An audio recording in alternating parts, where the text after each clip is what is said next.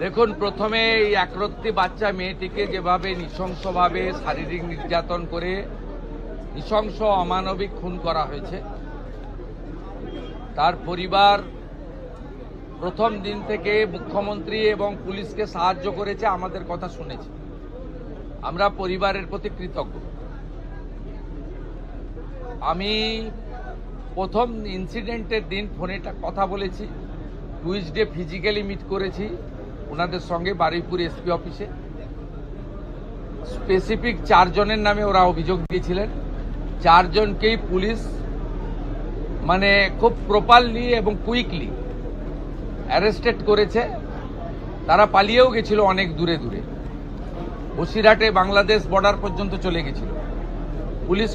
Police এবং STF আমাদের Baruipur district police এবং STF under the guidance of the DGP properly তারা করেছেন।